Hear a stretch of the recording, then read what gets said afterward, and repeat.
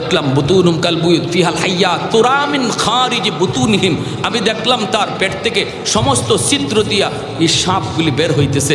আমি জিব্রাইল আমিনকে বললাম, ভাই জিব্রাইল মান হা উলাই, এরা কারা? জিব্রাইল আমিন কয় হা উলাই আকালাতুর রিবা, নবী কয় এরা দুনিয়াতে সুদকুরা ছিল, এজন্য এদের এই করবেন শাস্তি। এজন্য আমার ভাইয়েরা, আমাদের সিলেটেও একটা এলাকা আছে এই বাজার, ওই বাজারে মার্কামার একজন সুদকুরা ছিল, অনেক বড় ব্যবসায়ী, সুদ খাইতো, সুদের ব্যবসা করত। কিন্তু শেষ বয়সে তার পেটটা এত বড় হয়ে গেছে, ডাক্তারের কাছে নিয়ে গেছে সিলেটে, তখন পপুলার ডাক্তার ছিলেন ডাক্তার আব্দুল খালিক সাহেব, ওনার কাছে নিয়ে গেছে, উনি মেশিন লাগাইছে, লাগায় কয় তোমরা কারা এর সাথে আইসো, তাড়াতাড়ি করে আমার হাসপাতাল থেকে বের হও, তার পেটের ভিতরে এমন এক বিষাক্ত সাপ আমার মেশিনে ধরা পড়ছে, আমি জীবনে এমন সাপ দেখি নাই। এখান থেকে লইয়া মাদ্রাজ যাওয়া হয়েছে, ভারতের মাদ্রাজের ডাক্তারও বলছে এই সাপ বের করার মতো ক্ষমতা আমাদেরও নাই, তাড়াতাড়ি বাড়ি যাও। তারে বাড়িতে আনা হয়েছে, পেটের ভিতরে সাপ লইয়াই তার মরণ হয়েছে। আমার দাদারা এখনো সাক্ষী আছে, যারা নিজের চোখে যারা দেখছে, পেটের সাপ লই তার মরণ হয়েছে। আল্লাহ নবী কয় মরণের পরে তার জাহান্নামী শাস্তি হইব, আল্লাহ দুনিয়াতে নগদ দেখাইয়া দিছে। যারা সুদ খাইতেছ, পেটের ভিতরে সাপ ঢুকাইতেছ, বিষাক্ত সাপ ঢুকাইতেছ, বিষাক্ত সাপ। পুরা ঘরের হিসাবটা তুমি একা দিবা, সুদের টাকায় যা মানাইছো, যা কামাই করেছো, সম্পূর্ণ কামাইয়ের হিসাবটা তুমি একা দিবা। বুক করবে 10 জন, হিসাব দিবে একা। ঠিক কিনা জোরে কর? পুরা ঘরের মধ্যে কি সুদ করে একা থাকে না এক রুমে থাকে? এক রুমে থাকে, আরো 5 রুমে 10 রুমে ভাই বোন মা বাবা পাড়া প্রতিবেশী আত্মীয় স্বজন আসলে থাকে। কিন্তু আল্লাহ পুরা ঘরের হিসাবটা নিব তার কাছ থেকে একা। হে থাকছে এক রুমে, হিসাব দিব 10 রুমের। পাতিলের ভাত খাইছে 2 প্লেট, আর হিসাব দিব 10 প্লেটের। এতটুকু বুঝার পরেও যে মানুষ ঘরে হারাম ঢুকাবে, এর মতো আহাম্মক, এর মতো বুকা, এর মতো নির্বুধ আল্লাহর জমিনে আর কেউ নাই। ঠিক কিনা জোরে কর? খাইব 10 জন, বুক করবে 10 জন, হিসাব কেন আমি একা দিব? তাহলে আমার দরকার কি এত বড় হিসাব মাথায় নেওয়ার? এজন্য আমার ভাইয়েরা মনে রাখবেন, আল্লাহ নবী বলেছেন পাওনাদারের পাওনা টাকা তুমি নগদ টাইমে দিয়ে দিও, সঠিক টাইমে দিয়ে দিও, তাহলে আরেকদিন খুঁজলে পাওনা টাকা পাওয়া যাবে, আরেকদিন তার কাছ থেকে টাকা খুঁজলে পাওয়া যাবে। যদি টাইম মতো আমরা ঋণ দিয়া দিই, করজের টাকা দিয়া দিই, টাইম মতো না দেওয়ার কারণে আজকে মানুষ করজ দেয় না, থাকলেও কয় নাই, কারণ একজনরে দিয়া ধরা খাইছে, 2 জনরে দিয়া ধরা খাইছে, এখন চুন খাইয়া জিব্বা ফুরছে, দুধ দেখলেও ডরায়। ঠিক না? ভালো মানুষ আয়া চাইছে, বিপদে পড়ে হ্যাঁ ঠিক মতো দিয়া দিত, এরপর ওখানে নাই, টেকা নাই, হয়নি না হয় না।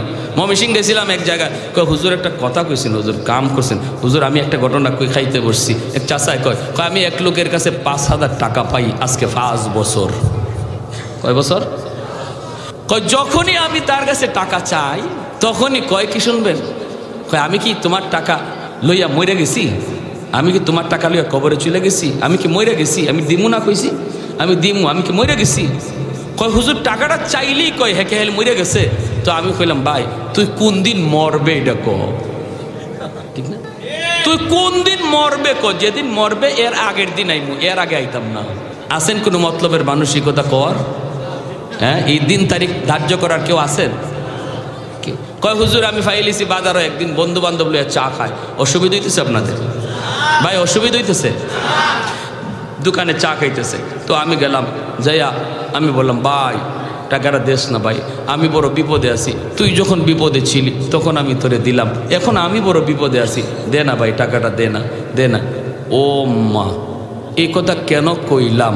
দোকানে, তাও তার বন্ধু বান্ধবের সামনে, হে যে এক পিক আপ দিল, উল্টা পিক আপ দিয়ে যেখানে মন চায় এখানে তুমি টাকা চাও, আমার কি ইজ্জত নেই? তোমার মতো আমি বেইজ্জত নিই? কেন, কেমন ইজ্জতওয়ালা বুঝছেন? তোমার মতো আমি বেইজ্জত নিই, আমার ইজ্জত নাই? আমার দোকানে মানুষের সামনে তুমি টাকা চাইতেছো? আমি কইলাম ভাই তোরা আমি তোর কোথায় গে তোর কাছে টাকা চাই মুইটা কস না, তুই বাড়িতে গেলে তুই কস ঘুমাই রইছ, জিগাইলে কস তুই কি মরে গেছো, তো এখন আমি কর্মটা কি তুই ক না, কোথায় গেলে তোর কাছে আমি টাকা পাইব? পাঁচ মে আরেকবার বলতে পারে। এই কথা কইতেই তার বন্ধু বান্ধব যারা আসছিল চা খাওয়াত, এরা হ্যাঁ ঠিকই তো, তুমি যেখানে মন চায় এখানে টাকা চাইতেছো, এটা একটা আমরা বন্ধু বান্ধব একসাথে বসে চা খাইতেছি, এটা কি তোমার টাকা চাওয়ার জায়গা হইলো? হয়তো ভাই আমি তো পাই না, কি আমি ভবিষ্যৎ কথা কই না, চরম অন্যায় করেছো, চরম অন্যায়, ওই সব এক দলে চরম অন্যায় করেছো। তো কয় হুজুর আমি কইলাম ভাই তো অন্যায় তো হয়ে গেছে, এখন এই অন্যায়ের মাসুল কেমনে? এটা কয় মাসুল জরিমানা দিতে হবে, জরিমানা। কত জরিমানা কেমনে কি? কয় আমাদের প্রত্যেকের 4 বিল দেও 250 টাকা। 5000 টাকা আমার পাওনা টাকা চাইতে গিয়া 250 টাকা জরিমানা। এই হলো, এই যদি হয় আমাদের সমাজের চিত্র, তাহলে মানুষ আর কর্জা দিবে? হ্যাঁ, আল্লাহর নবী বলেছেন ওমর সে পাওনাদার, যদিও সে টাইমের আগে টাকা চাইতেছে অন্যায়, কিন্তু তোমার আমার রাগ করা যাবে না, পাওনাদারের সাথে রাগ করা যায় না। দুই কথা বললেও সেটা ধৈর্য ধরতে হয়, ধৈর্য ধরতে হয়, কারণ সে তোমার বিপদে উপকার করেছে, ঠিক না? সে তোমার বিপদে উপকার করেছে। উমর চুপচাপ দাঁড়ায় রইলেন, কিছুই বলেন না, কথা বলতে পারেন না উমর। এরপরে মায়ার নবী ডাক দেখো, উমর এখনই তুমি যাও, যাওয়ার আগে আমি নবীর কানে কানে একটা কথা তুমি শুনে যাও রে উমর। এই বইলা মায়ার নবী কানটা কাছে আইনা কানে কানে বলতেছেন, উমর রে যাও, এখনই তারে 40 মণ খেজুর তুমি দিয়ে দিবা, কিন্তু দেবার সময় আরো 10 খেজুর বেশি দিও। হযরত উমর ডাক দেয়া বলেন, নবী গো 10 বেশি কেন দিব গো আল্লাহর নবী? নবী বলে, উমর রে বেশি দিবা কারণ হলো তুমি তার দিকে লাল চোখে যে তাকাইছো, তুমি যে গুসা করেছো, রাগ করেছো, এর জরিমানা হলো 10। উমর চুপ হয়ে গেলেন, কথা নাই। লোকটারে নিয়ে তিনি বাড়ির দিকে রওনা দিলেন। আও তোমার খেজুর তুমি নিয়ে যাও। বাইতুল মালের সামনে আইসে উমর বাইতুল মালের ভিতরে তিনি ঢুকলেন, ঢুকে তিনি দিতেছেন খেজুর। 100 200 নয়, 40 মণ খেজুর তারে দিবেন। দেবার সময় তিনি 10 খেজুর তারে বেশি দিলেন। সাথে সাথে লোকটায় কয়, ওমর রে 10 খেজুর আবার বেশি কেন দিলা? আমি তো বুঝি নাই কেন 10 বেশি দিতেছ। ওমর কয়, তুমি আর কথা বাড়ায় না, কথা বাড়ায় কোনো লাভ নাই। এই মুহূর্তে তোমাকে যা দিতেছি তুমি নিয়ে চলে যাও, কথা বাড়ায় কোনো লাভ নাই। কয় না, আমার বুঝতে হবে 10 খেজুর কেন তুমি আমাকে বেশি দিতেছ। ওমর তখন তিনি মাথাটা নিচের দিকে দিয়া কই, রে ভাই শুন, আজ তুই আমার মায়ার নবীর সাথে যে আচরণটা করছো, আমি ওমরকে তুমি ভালো করে চিনোনি? কয়, ভালো করে চিনি। শুধু চিনো তা না, ভালো করে চিনোনি? কই, চিনছি। এত গরম আমি ওমর। আজ যদি মায়ার নবী এই জায়গায় না থাকতেন, কোন মুসলমানের সাথে তোমার এই আচরণ হইতো, আর আমি ওমর যদি কাছে থাকতাম, তাহলে বর্তমানে তোমার ঠিকানা জমিনের উপরে নয়, জমিনের নিচে হইতো। কিন্তু এরপরও আমি কিছু করতে পারলাম না, কারণ রহমতের নবী মায়ার নবী এখানে হাজির। আমার নবী অনুমতি দেন নাই, বরং আমাকে ধমক দিলেন। ধমক দেওয়ার কথা ছিল তোমাকে, কিন্তু ধমকটা নবী দিলেন আমাকে। আর কানে কানে নবী বলে দিলেন, ওমর দেবার সময় তুমি তারে 10 খেজুর বেশি দিও। আমি নবীকে জিজ্ঞেস করেছিলাম, নবী গো বেশি কেন দেব? আল্লাহর নবী বলেন, আমি যে তোমার দিকে চোখ লাল করে তাকাইছি, এর জরিমানা হলো 10। এই কথা বলতে ইহুদি ডাক দেয়া কয়, ওমর আমার খেজুর লাগবে না, আমি তো একটা পরীক্ষা করার জন্য এসেছিলাম রে। আমি তাওরাত কিতাবের একজন পণ্ডিত, তাওরাত কিতাবের একজন পণ্ডিত। তাওরাত কিতাবের ভিতরে আখিরি নবীর অনেকগুলি আলামত রয়েছে, সবগুলি আলামত আমি নবী মুহাম্মদুর রাসূলুল্লাহর কাছে পেয়েছি। একটা আলামত পাওয়া শুধু বাকি ছিল, সেই আলামতটা হলো মায়ার নবী হবেন ধৈর্যের পাহাড়। ধৈর্যের পাহাড়, তার সাথে খারাপ আচরণ করলেও তিনি খারাপ দিয়ে জবাব দিবেন না, খারাপ আচরণের জবাব তিনি ভালো দিয়ে দিবেন। এই আলামত, এই বৈশিষ্ট্য, এই গুণটা এখনো আমি পাই নাই। এই গুণটার অপেক্ষায় ছিলাম। আর যতগুলি গুণ নবীর কাছে আছে আমি সব পাইছি, এজন্য আমি ইচ্ছা করে খারাপ ব্যবহার করলাম। আজ আমার প্রমাণ হয়ে গেল মায়ার নবীর ওই আলামত, ওই গুণটাও আমি পেয়ে গেছি রে উমর। অতএব আমি আর দেরি করতে চাই না, এখনই আমাকে কালেমা পড়াইয়া নবীর দরবারে নিয়ে যা। আর একটু জোরে কোন সুবহানাল্লাহ, আর একটু জোরে সুবহানাল্লাহ। এজন্য রে যুবক, আমার নবী রহমতের নবী জন্ম এখনো হয় নাই, 1000 বছর বাকি। ওই অবস্থায় ইয়ামেনের একজন বাদশা তুব্বাই আউয়াল হিমিয়ারি মক্কা শরীফ দেখবে, মদিনা শরীফ দেখবে, 400 জন আলেমকে সাথে লইয়া মক্কা দেখার জন্য সে রওনা দিয়ে দিল। মক্কার কাছাকাছি আইসাই সে দেখতেছি মক্কার একজন মানুষও তার সম্মানে ফিরে আসে না, মক্কা থেকে বের হয় না। ওই অবস্থায় আলেমদেরকে সে বাদশা জিজ্ঞেস করে, মক্কার মানুষ একজনও আমার সম্মানে মক্কা থেকে বের হলো না, ঘটনা কি? আমি এত বড় একজন দামি বাদশা, সম্মানে তারা বের হলো না কেন? উলামায়ে কেরাম কয়, এই মানুষগুলির কাছে আছে একটা ঘর বাইতুল্লাহ, যার নাম খানায় কাবা। এই খানায় কাবাকে পিছনে দিয়া এরা কারো সম্মানে বের হয় না। পৃথিবীর ভিতরে খানায় কাবা হলো আল্লাহর ঘর, বাইতুল মুকাদ্দাস আল্লাহর ঘর। মুসলমানের প্রথম কিবলা বাইতুল মুকাদ্দাস। ওই বাইতুল মুকাদ্দাসের ইমামকে কয়েকদিন আগে ইহুদিবাদীরা গুম করে ফেলেছে। নাউজুবিল্লাহ।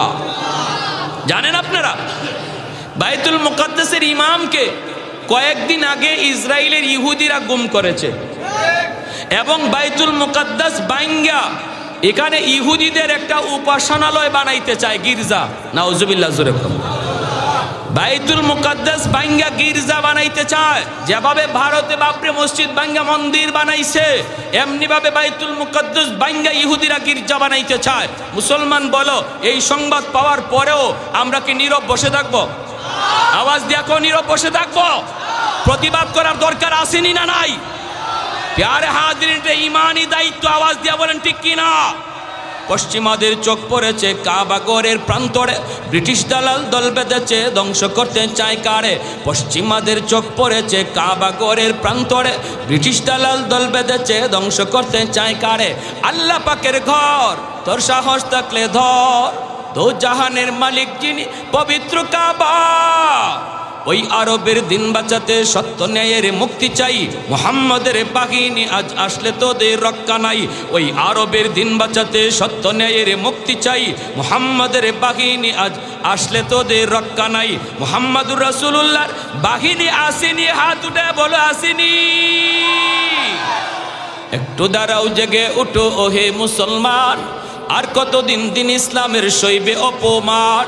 একটু দাঁড়াও, জেগে উঠো ওহে মুসলমান, আর কতদিন দিন ইসলামের সইবে অপমান। রক্ত দিয়ে পবিত্র ওই মক্কা মদিনা, সেই জমিনে সিনেমা হল চলতে পারে না। রক্ত দিয়ে পবিত্র ওই মক্কা মদিনা, সেই জমিনে সিনেমা হল চলতে পারে না। নূর মক্কার ইসলাম, তার থাকলো কি আর দাম? বন্দিশালায় তাকে যদি কাবার ইমাম।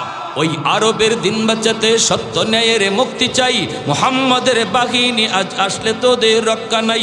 ওই আরবের দিন বাঁচাতে সত্য ন্যায়ের মুক্তি চাই, মুহাম্মাদের বাহিনী আজ আসলে তোদের রক্ষা নাই। পশ্চিমাদের চোখ পড়েছে কাবা ঘরের প্রান্তরে, ব্রিটিশ দালাল দল বেঁধেছে ধ্বংস করতে চায় কারে?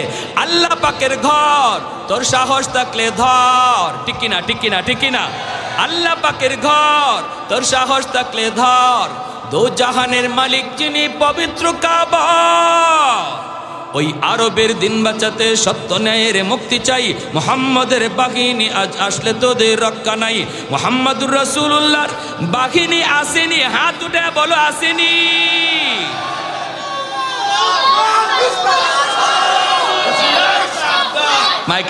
মাইকে একটা স্লোগান দেন, মর্দে মুজাহিদের মতো।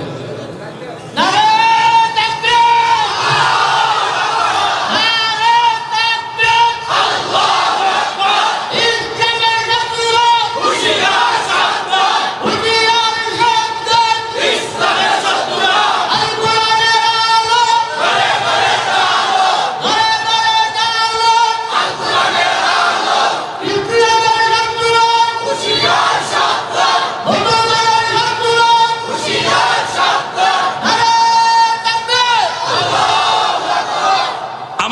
ভাইরা বন্ধুরা, ওই নবীর আখলাক আপনাদের এই মাদ্রাসায় শেখানো হইতেছে আপনার বাচ্চাগুলিরে, ঠিক না?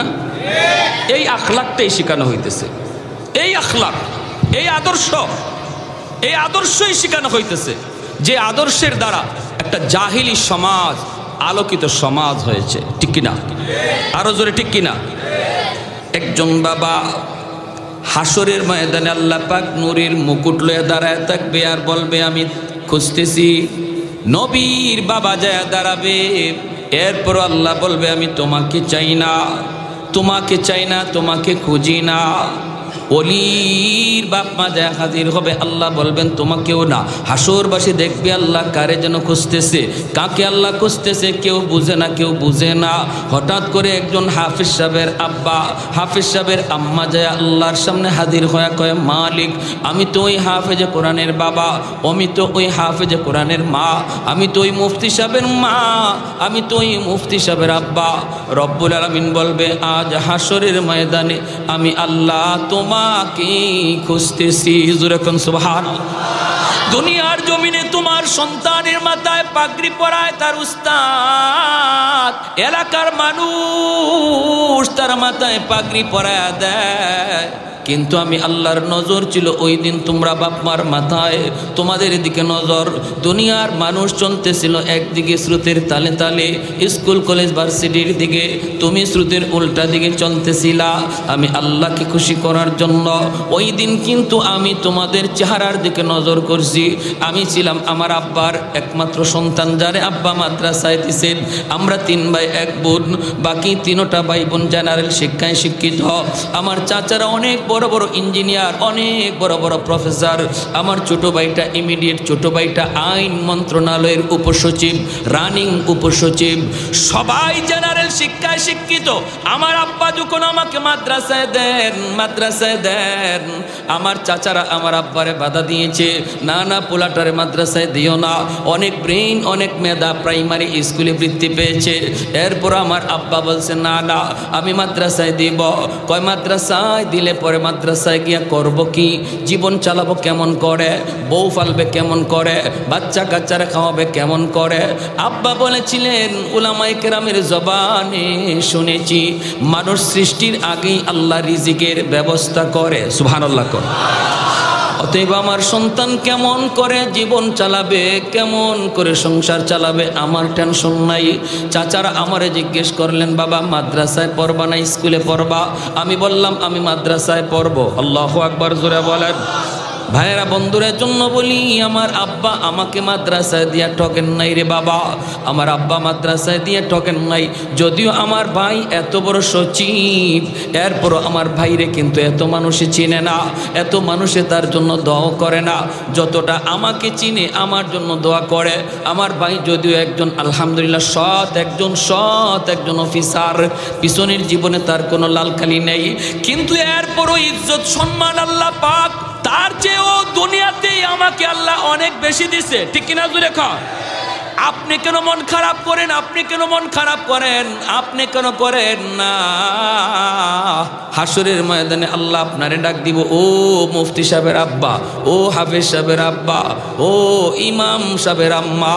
দুনিয়ার জগৎ মানুষ আপনাকে যেই নামে ডাক দিয়েছে, হাসরের মাঠে আল্লাহ আপনাকে ওই নামেই ডাক দিবে। যেরকম সুবহানাল্লাহ। আল্লাহ কইব আসো আমি তোমার জন্য আজকে পাগড়ি আমি নিজে পরাবো। হাসরের মাঠে একজন আলেমের বাপ মার মাথায় পাগড়ি পরায়া দিবে আল্লাহ নিজের হাতে। সন্তানের মাথায় পাগড়ি পরাইছে তার উস্তাদ, এলাকার মানুষ কিন্তু বাপ মার মাথায় পাগড়ি পরাইবেন আল্লাহ নিজের হাতে। সুবহানাল্লাহ। আর একটু যেরকম সুবহানাল্লাহ। ভাইরা বন্ধুরা এরপরে শুনেন, এখানেই শেষ নয় রে ভাই। হাসরের মাঠে যখন একজন আলেম একজন হাফেজ জান্নাতের দিকে রওনা দেয়, হঠাৎ করে কয় মালিক আমি জান্নাতে যাবো না আমার বাপ মা সারা, বাপ মা ছাড়া আমি জান্নাতে যাবো না। আল্লাহ বলবেন যাও তার বাপ মারে জাহান্নাম থেকে তুইলা আনো। কোনো কারণে যদি তার বাপ মা জাহান্নামে হয়, আল্লাহ বলবেন যাও জাহান্নাম থেকে তুইলা আনো। জাহান্নাম থেকে তার বাপ মারে তুইলা আনার পর এইবার তার দাদা দাদি, তার নানা নানি, তার বাপ মারে ধর্ম দইরা কইব বাবারা তোমরা তো তোমাদের সন্তানের সুপারিশে জান্নাত পায়া গেছ, কিন্তু আমরাও তো দাদা, আমরাও তো নানা নানি, আমরাও তো আমাদের ভাইটারে কম মায়া করি নাই। বেড়াইতে আসছে নানা বাড়িতে, আমি নানা কাদের মধ্যে লইয়া কত জায়গায় করলাম, কত কিছু খাওয়াইলাম। নানিও এই কথা কইব, যাই একটু কইও আমাদের নাতিটারে একটু সুপারিশ যেন করে। তার বাপ মা জাহান্নাম থেকে উঠে আসার পর বাপ মারে নিয়ে যখন জান্নাতের দিকে রওনা দেয়, কিছু দূর যাবার পর বাপ মা থেমে যায়। তখন সন্তানে কয় আব্বা থামছো কেন, জান্নাতে চলো। বাবা মায় কয় তুমি যদি তোমার বাপ মা ছাড়া জান্নাতে না যাও, আমরাও আমাদের বাপ মা ছাড়া জান্নাতে যাইমু না। তখন আল্লাহ কইব যাও তার দাদা দাদিরও তুইলা আনো। আমার কোরআনের পাকের সুপারিশের খাতিরে তার দাদা দাদি নানা নানিরে তুইলা আনো। দাদা দাদি নানা নানিরে তুইলা আনার সময় এলাকার মানুষেরা তাদেরকে ধরব, ধইরা কইব ভাইরে তোমরা তো মুক্তি পাওয়া গেছো তোমাদের নাতির সুপারিশে, কিন্তু আমরা তো ওই এলাকার মানুষ, যেই এলাকার মানুষগুলি ওই মাদ্রাসারে মায়া করছি, তোমার নাতিটারে খাওয়াইবার ব্যবস্থা করছি, লেখাপড়ার ব্যবস্থা করে দিছি, বসার পরিবেশ তৈরি করে দিছি, আমরা তারে মায়া করছি। আমরা যদি তার সহযোগিতা না করতাম তাহলে তো সে হাফেজ হইতে পারতো না। তোমরা যা একটু কইও আমরা বড় বিপদে আছি জাহান্নামে। এই কথা বলার পর সে বলবে মালিক যেই মানুষগুলির সহযোগিতায় আমি আলেম হয়েছি, ওই মানুষগুলি ছাড়া আমি জান্নাতে যাইমু না। আল্লাহর নবী রহমতের নবী বলেন জাহান্নাম থেকে ওই মানুষগুলির তুইলা না হয়, দুইটা সারিতে দাঁড় করানো হয়। এর ভিতরে একজন করে পরিচয় দেয়। একজনে কয় হুজুর আপনি আমারে চিনচিননি, কে তুমি? কয় আনাল্লাযী সাকাইতুকা মা, আমি আপনাকে এক গ্লাস পানি পান করাইছিলাম। আরেকজনে কইব আনাল্লাযী ওয়াহাবতু লাকা ওযুআ, আমি আপনাকে এক বদনা অজুর পানি দিছিলাম। মায়ার নবী বলেন এইভাবে এক একজন এক এক কথা কইতে থাকব। তখন ওই কোরআনের পাখি আল্লাহর কাছে সুপারিশ করে কইব মালিক যেই মানুষগুলির সহযোগিতার কারণে আমি তোমার কোরআনকে সিনায় নিয়েছি, ওই মানুষগুলি ছাড়া আমি জান্নাতে যাইমু না। তখন আল্লাহ পাক রব্বুল আলামিন ফেরেশতাদেরকে কয় যারা আমার কোরআনের পাখিরে চিনতেছে আর সে যাদেরকে চিনতেছে এদের সবাইকে বরযাত্রীর মতো জান্নাতে দিয়ে দাও। এজন্য একজন কোরআনের পাখি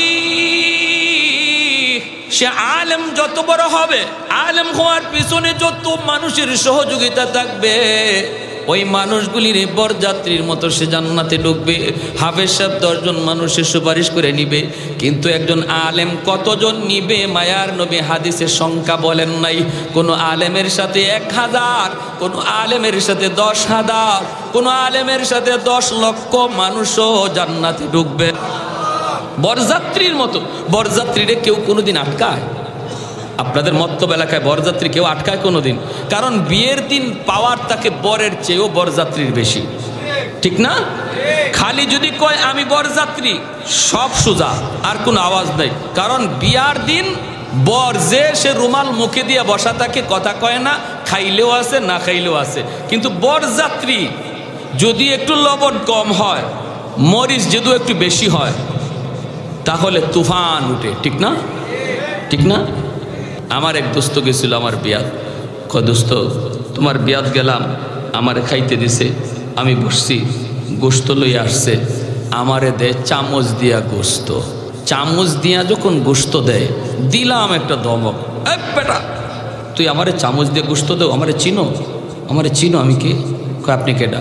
কয় আমি ওই যে বসা, ইনি তোমার কি হয়? কয় ইনি আমার দুলাবাই। কয় আমি তোমার দুলাবাইর বেস্ট ফ্রেন্ড। কি ফ্রেন্ড? Best friend. একসাথে চলি, একসাথে খাই। কয় এখন কি করতে হইব? কয় চামচ সরাও, বাটি ঢাইলে দাও। বুঝছেন? তুমি গোস্ত দাও চামচ দিয়া, আমারে চামচ হরাও মিয়া গোস্ত ডাইল্লা দাও। আমি বললাম দোস্ত এরপরে কী হয়েছে? এরপরে আমার গোস্ত ডাইল্লা দিছে। আমি কই খাইছ? খাইছি, জনমের খাওয়া খাইছি, এখনও মনে আছে তোমার বিয়ার খানা। আমি বললাম তুমি খাইছো একদিন। আমার কয় দোস্ত তুমি তো খাইলা না, দেখলাম খালি রুমাল দিয়ে মুখে বই রইলা, এদিন যে একটা কষ্ট তুমি করলা। আমি কই দোস্ত আমি কষ্ট করছি একদিন, এরপরে আমার বাড়ি আমার কপালো বাসর ঘরে যে একটা থাল রাখছে, হ্যাঁ, এবং একটা আস্তা মুরগি, হ্যাঁ, এগুলা কিন্তু তোমাদের কপালে জুটে নাই, ঠিক না? তোমরা খানা খাইয়াইছো একদিন, আর আমার এই বাড়িতে আজকের থেকে শুরু হয়েছে খানা, আর শেষ নাই। মুরগি বড় যেটা আছে এটাও আমার পেটও যাবে, যেটা চিউ চিউ করে এটাও আমার পেটেই যাবে, ঠিক না? ঠিক না? ঠিক তেমনি উলামায়ে কেরাম এই জগতের জন্য বর, মাদ্রাসার যে তালেবে এলিমগুলি এরা এই জগতের জন্য বর, আর এদের উসিলায় আল্লাহ সমস্ত মানব দানব পশু পাখি এরারে বরযাত্রী বানাইয়া আল্লাহ দুনিয়াতে ফাটাইছে। আল্লাহ দুনিয়াতে ফাটাইছে একদিনই এদের খানা। আর যারা ইমানদার উলামায়ে কেরামের সাথে জান্নাতে ঢুকবে, এদের খানা শুরু হবে আর শেষ হবে না, ঠিক না? বেঈমানদের খানা দুনিয়া নামক এই একদিনের বিয়ার আসরে, আর আলেম উলামার খানা, ইমানদারের খানা, যারা উলামায়ে কেরামের সাথে জান্নাতে ঢুকবে, কোনো দিন শেষ হবে না। অতএব উলামায়ে কেরামকে মহব্বত করা দরকার আসেনি না নাই? মাদ্রাসাকে ভালোবাসা দরকার আসেনি না নাই? আপনাদের এলাকার জন্য এই মাদ্রাসা হলো রহমত, ঠিক না? ছোট ছোট বাচ্চাগুলি যারা এই মাদ্রাসায় পড়বে আসবে, এদেরকে আপনারা নিজেদের সন্তানের মতো মায়া করবেন, স্নেহ করবেন, কারণ এই ছোট ছোট বাচ্চাগুলি এদের উসিলায় আল্লাহ জগৎ টিকায় রাখছে। আসমান জমিন যার যার জায়গায় দাঁড়ায় আছে মাদ্রাসার খাতিরে। যেরকম সুবহানাল্লাহ, মাদ্রাসার উসিলায় আল্লাহ জগৎ টিকায় রাখছে। মাদ্রাসা যতদিন থাকবে এতদিন জগৎ থাকবে, মাদ্রাসা যেদিন থাকবে না এদিন আল্লাহ জগৎ রাখবে না। তাহলে মাদ্রাসাকে ভালোবাসা দরকার আসেনি না নাই? নিজের সন্তান দিয়া, নিজের সন্তান দিয়া, নিজের নাতি নসারে দিয়া যারা পড়তেছে তাদেরকে মহব্বত কইরা কারা কারা রাজি আছে একটু হাত উঠে আল্লাহকে দেখাই। আল্লাহ তুমি প্রতিটা হাতকে কবুল করো, জোরে কোন আমিন, আর একটু জোরে কোন আমিন। আমার ভাইয়েরা বন্ধুরা, এজন্য বলতেছিলাম দেখেন আজকে যে এই মাদ্রাসা, হ্যাঁ, সামাজিক ফুরকানিয়া, সামাজিক ফুরকানিয়া মাদ্রাসা, হ্যাঁ, ডাকিরগাঁও, এই মাদ্রাসার যারা দায়িত্বশীল, যারা দায়িত্বশীল তারা কিন্তু নিজের পকেট থেকে নিজে নিজে মাদ্রাসা চালাবে এমন না, মাদ্রাসাটা এলাকার দায়িত্বশীল যারা কমিটি যারা তাদের না, ঠিক না? জোরে বলেন ঠিক না? সবার কিনা? সবার কিনা? সবার। আল্লাহর নবী কয় তোমরা বুঝো না, তোমরা বুঝো না যে এই মাদ্রাসার উসিলায় যে আল্লাহ জগৎ টিকায় রাখছে, বুঝে গাছের পাতা, বুঝে জঙ্গলের বাঘ, বুঝে গর্তের পিপিলিকা, পানির নিচের মাছ, এমনকি এই বালির কণাটা পর্যন্ত 24 ঘন্টা মাদ্রাসার জন্য আল্লাহর কাছে দোয়া করে। জোরে কন্না সুবহানাল্লাহ। ইন্নাল আলিমা ইস্তাগফিরু লাহু মান ফিল আরদি ওয়া মান ফিস সামা হাত্তাল হিতানু ফি জাওফিল মা। দ্বীনের নবী, মায়ের নবী কয় বাগেও এই দোয়া করে, আল্লাহ এই মাদ্রাসার ছাত্রদের হায়াতের ভিতরে বরকত দিও, উলামায়ে কেরাম ঘরে ঘরে তুমি বাড়ায় দিও, ঘরে ঘরে হাফেজে কোরআন তুমি বাড়ায় দিও। আয় আল্লাহ সমাজে সমাজে মাদ্রাসা প্রতিষ্ঠা করে দিও। নবী কয় উম্মতের দল কেন তারা এই দোয়া করে জানোনি? কারণ এই মাস গর্তের পিপিলিকাও জানে জমিনে যতদিন কোরআনের শিক্ষা চলবে ততদিন আসমান আসমানের জায়গায়, জমিন জমিনের জায়গায়, গাছ থেকে ফুল হবে, জমিন থেকে ফসল হবে, নদী থেকে মাছ মিলবে, পূর্ব দিগন্তে সূর্য উঠবে, পশ্চিম দিগন্তে সূর্য ডুববে, যতদিন জমিনে কোরআনের শিক্ষা চলবে। যেরকম সুবহানাল্লাহ। যেদিন জমিনে কোরআনের শিক্ষা বন্ধ হয়ে যাবে ওই দিন সাথে সাথে আল্লাহ পাক গাছকে হুকুম দেবে আর ফল দিও না, জমিনকে বলবে আর ফসল দিও না, সূর্যকে বলবে পশ্চিম দিগন্তে আর সূর্য উঠবা না, পশ্চিম দিগন্তে আর সূর্য উঠবা না, সূর্য উঠবা না। রব্বুল আলামিন সবগুলি নিজাম আল্লাহ বন্ধ করে দিবে। এজন্যই গাছেও কয়, মাছেও কয়, আল্লাহ আমি গাছ যে এখনো জমিনে দাঁড়ায় আছি, এই মাদ্রাসার উসিলায় আমি মাছ যে জমিনের নিচে পানির নিচে এখনো ঘুরি, মাদ্রাসার উসিলায় আল্লাহ তুমি জমিনের মধ্যে মাদ্রাসা বেশি বেশি বাড়াও, আলেমদের সংখ্যা তুমি বাড়াও। অতএব বাইরে মাদ্রাসা টিকায় রাখতে হবে নিজেদের জীবনের উসিলায়। আমাদের কারণেই মাদ্রাসা টিকায় রাখতে হবে, নিজে বাঁচার জন্যই মাদ্রাসা বাঁচায় রাখতে হবে। মাদ্রাসা যদি বাঁচে আল্লাহ আমাকে বাঁচাবে। কেউ যদি কয় মাদ্রাসা আমি বন্ধ করে দিব, সে মাদ্রাসা বন্ধ করলো না, বরং নিজের পায়ে নিজে কুড়াল মারলো। আওয়াজটা বুঝছেন? যে বলবে আমি মাদ্রাসা রাখবো না, আল্লাহ তারে তার জায়গায় রাখবে না। আমরা প্রমাণও দেখেছি, যারাই বলেছে মাদ্রাসা রাখবে না, আল্লাহ তারে তার জায়গায় রাখে নাই, ঠিক না? এমনকি শেষ পর্যন্ত ফ্যানও আর ফরবার জায়গা পায় না তার টাক্কু মাথা।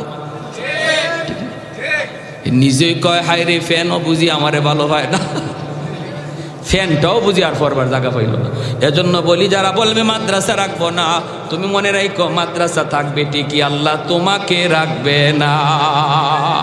ভাইয়েরা আমার, এজন্য বলতেছি মনে রাখবেন, আমার ব্যবসা আল্লাহ টিকায় রাখছে মাদ্রাসার খাতিরে, আমার চাকুরির প্রতিষ্ঠান টিকায় রাখছে মাদ্রাসার খাতিরে, আমার ঘর বিল্ডিং 10 তলা বিল্ডিং টিকায় রাখছে আল্লাহ মাদ্রাসার খাতিরে। নবী বলেন, উম্মত কথাটা তোমরা যদি নাও বুঝো, কিন্তু আর সবাই কথাটা বুঝি। এজন্যই রে ভাই আর লম্বা করবো না, অল্প কথার মধ্যেই শেষ দিয়ে দিব। বলুন তো, মাদ্রাসাকে মায়া করব, মহব্বত করব, মাদ্রাসাকে টিকায় রাখবো মাদ্রাসার খাতিরে না নিজের খাতিরে? নিজের খাতিরে, নিজে বাঁচার জন্য মাদ্রাসা বাঁচায় রাখবো। সমাজে একটা হয়েছে, দিন দিন সবাই যদি নজর দেই মাদ্রাসা বাড়বে, আল্লাহ জমিনের হায়াত আল্লাহ বাড়ায় দিবে। সুবহানাল্লাহ, জোরে কর। ছোট্ট একটা বাচ্চা, একটা ঘটনা কয়ে শেষ দিই। বাচ্চাটা মাদ্রাসায় ভর্তি হওয়ার পরে বাবা মারা গেছে। এই ছেলেটা যখন কোরআনের সবক নেয়, যেদিন বিসমিল্লাহ কয়ে কোরআনের সবক নেয়, ওই দিন কোরআনের সবক নিতে গিয়ে দর দর দর করে কাঁদছে। আজ যদি আমার আব্বা থাকতো, তাহলে আমার আব্বা কোরআনের সবকের কারণে আমার আব্বা ছাত্র উস্তাদ সবাইরে মিষ্টি খাওয়াইতো, ঠিক না? খাওয়ায় না বাবা? খাওয়াই। কোরআনের সবকটা শেষ করার পর এই বাচ্চাটা বাবার কবরের পাশে যায় দাঁড়ায়। কবরের পাশে দাঁড়াইয়া বিসমিল্লাহির রহমানির রহিম বইলা কোরআনের তেলাওয়াত শুরু করে। আল্লাহ নবী রহমতের নবী বলেন, ওই মুহূর্তে কবরের ভিতরে তার বাবার আযাব হইতেছিল। আযাব, কোন কারণে আযাব, ওই আযাব হইতেছিল। ওই অবস্থায় আল্লাহ পাক রব্বুল আলামিন কয়, এ আযাবের ফেরেশতারা থাম, আযাবের ফেরেশতারা থাম, আর আমার বান্দারে তোমরা আযাব দিও না, কষ্ট দিও না, কারণ আমার এই বান্দার ছোট্ট বাচ্চাটা কবরের পাশে দাঁড়াইয়া আমি আল্লাহকে রহমান কয়া ডাক দিছি, আমাকে রহিম কয়া ডাক দিছি। আমি আল্লাহ অতি দয়ালু, আমার দয়ার কোনো কুল কিনারা নাই। রহমান শব্দের অর্থই হলো অতি দয়ালু।